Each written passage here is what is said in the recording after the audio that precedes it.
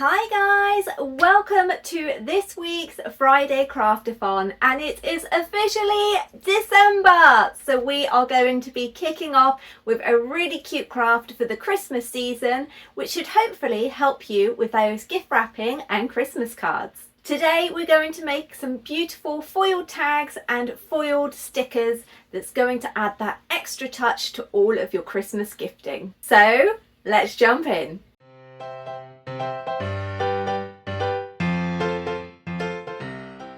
Now, before we get started today, I want to ask a big favour from you. If you have watched my channel and you enjoy the content that I put out, can you please hit that like button? If you want to see more from me, hit the subscribe button too. It just lets YouTube know that you're enjoying what you see. And now, let's get on to the craft. I have been foiling for many years now, and I have really struggled to find an adhesive paper that works well with the foiling system. That was until I came across this. This is the wonderful Paper Cutz self-adhesive sheets in gloss. Technically, these are for inkjet printers, however, they work perfectly fine with my brother, and because of the gloss surface, it means that the toner sticks to it beautifully, which the foil then sticks to that. Now, when it comes to those tags, we have two options.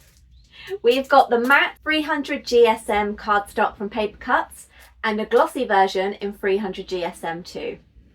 Both of these work really well. I have to say that the glossy one gives you brighter, more vibrant colours, and the matte is better for softer pastel or watercolour designs. If you're worried about whether or not a pen's going to work on the gloss, I can assure you that as long as you're using the right kind of pen, it should work perfectly fine. I did a whole video on using different inks on different finishes, and the great thing about this cardstock is that the reverse of it is completely matte, so you can write a little note on there too. You're going to need a laser printer.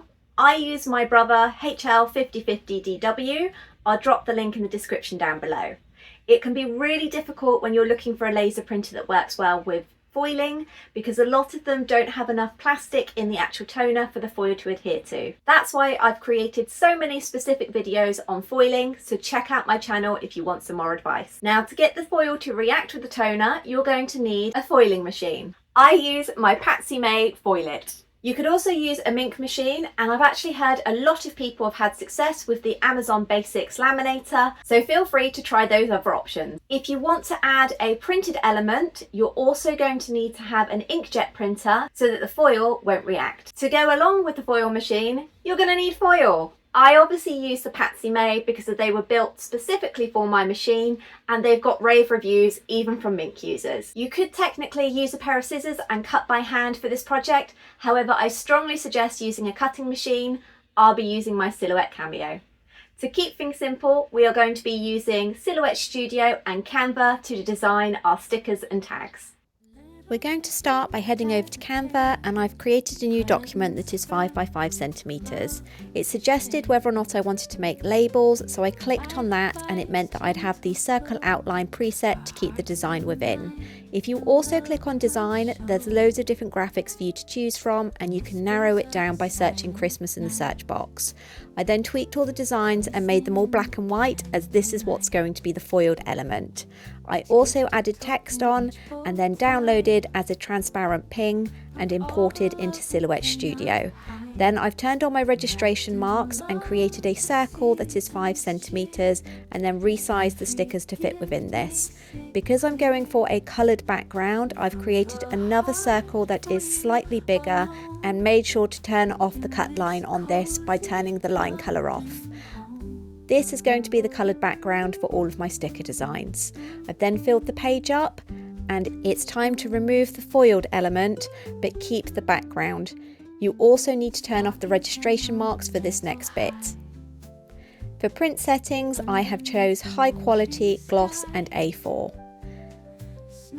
You'll need to make sure that everything is completely dry before you run it through the laser printer.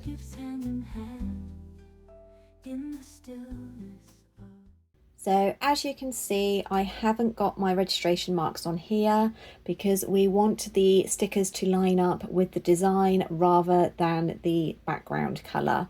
So it's really important that you check the screen to make sure you're loading this the right way into your laser printer. We're also going to have a little bit of a test so that we know which way everything needs to be loaded in so it lines up correctly. So I'm using a scrap bit of paper here, it's just one of my test prints. So I've mimicked the registration marks on the Cameo and obviously just put in this end first with some arrows and face down. This is going to be my tester piece to make sure that when I put it into the laser printer like this, that it prints it up the right way. So as you can see, this hasn't printed correctly. Although it's printed on the right orientation, when we switch it over, this means it's not printed where I wanted it to. So it means instead of face down, we need to do it face up. It's always good to test. And then once you figured it out, definitely make sure you write these down somewhere. And there we can see it's up the right way. And we know that when we go to print our actual design on the coloured circles that we've already made, these should print in the right place.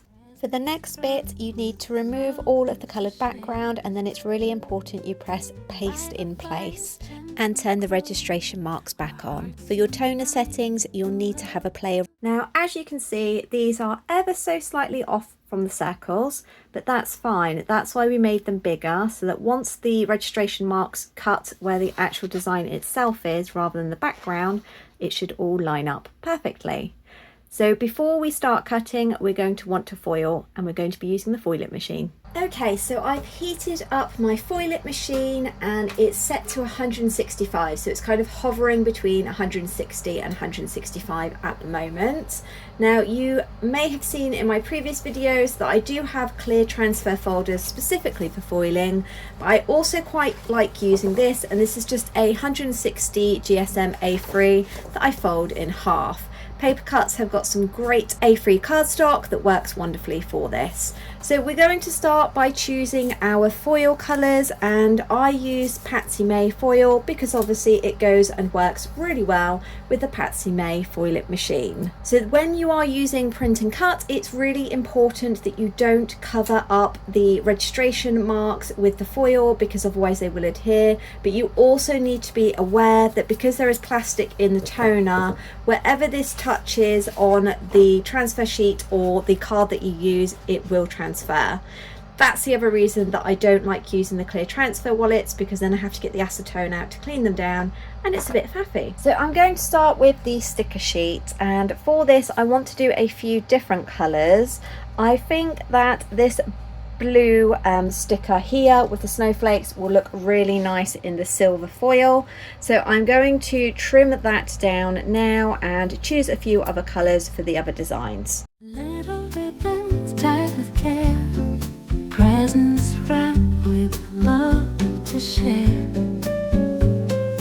By the fire's gentle glow, our hearts unite, the love will show. Whispers of a silent night, glistening in the candlelight. So we are now going to very carefully transfer all of this into the folder and make sure that there are no creases when it's closed. This can be a bit tricky, especially if there is static. In an ideal world, you would just use one colour, you wouldn't be using lots of different foil, but obviously I'm just doing this to show you. Right, now we are going to feed this in, and we are going to feed it from the seam side first, and I'm going to run it through the machine twice. Little ribbons tied with care, presents wrapped with love to share. By the fire's gentle glow, our hearts unite, the love will show. Okay, so hopefully this has worked. We're going to very carefully remove it from the transfer folder. And I can see that between the first and second pass, some of the foil has shifted. You can see here there's the outline, but we're going to see whether or not it's taken.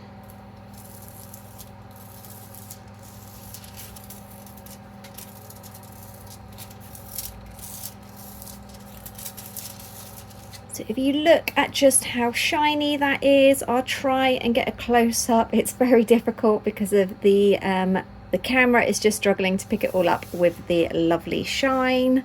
There are a few, and I mean a few, patches where the foil hasn't completely stuck, but it's really not that noticeable, and I like to refer to this as an antique finish, which means that it is not completely perfect and you will get the tiniest spots ever that have just been left. I might be able to show you just up here, maybe if it's going to focus. You can see where that black bit is just next to my thumb, but when you're looking at it head on, it's really not very noticeable at all, and these have turned out beautifully on the gloss. Now we're going to do exactly the same with the tags. I've created a document in Canva for the tags that is 7 by 3 centimeters. Then in the elements, I've started searching for gift tags, and I'm looking for the shape that I want to trace off in Silhouette Studio. Once I've changed all of these to black, I've then duplicated each of them, and on the duplicated page, I've tweaked the background of the tag so that it's easier to see, and I've started building my design. Once I'm happy with the design, I've added the text that I want, and I've made sure that that's in black. I've then duplicated this again, so you're going to have 3 files. The first one will just be the outline of the tag in solid black. The second one, I've deleted everything besides the graphic. And then on the third one, I've just deleted everything besides the text. It's really important that you have these in multiple layers so that you're able to print them separately in Silhouette Studio. I've gone through and looked at all of the different elements that Canva has. There's so many different ones to choose from. Once I'm happy with all of my tag designs and the colours, I've gone and downloaded them as transparent backgrounds in Silhouette Studio, turned my registration marks on and started by tracing off the tags. Then I've moved all of the separate elements layers onto the tags to make sure they all fit, and I've added a punch circle at the top that you can string ribbon through. I've then grouped them and filled the page, and then ungrouped, ready for the next stage. We're going to start by printing the graphic design first, and we're going to make sure the registration marks are on for this. So delete the text layer and then print out the graphic. Once that's done, you need to delete the graphics layer and then print the laser printer. So just like before, I have done exactly the same. We started off with the Inkjet for the actual printed design, and then I've gone back in with the laser printer. However, this time round, I actually printed the registration marks with the Inkjet element, as it's not going to be so noticeable if the text is slightly off compared to the design. So again, we're going to foil this before we cut. Little ribbons tied with care, presents wrapped with love to share. By the fire's gentle glow, our hearts unite, the love will show. So another thing that you're able to do is, if you want to make sure that the foil doesn't shift when it's being run through your Foil It machine or your Mink machine, is you can use a little bit of washi tape just on the corners away from where the design's going to actually cut, just in case there's any transference, and that will hold it nicely in place so that you should hopefully get a much better seal between the laser print and the foil.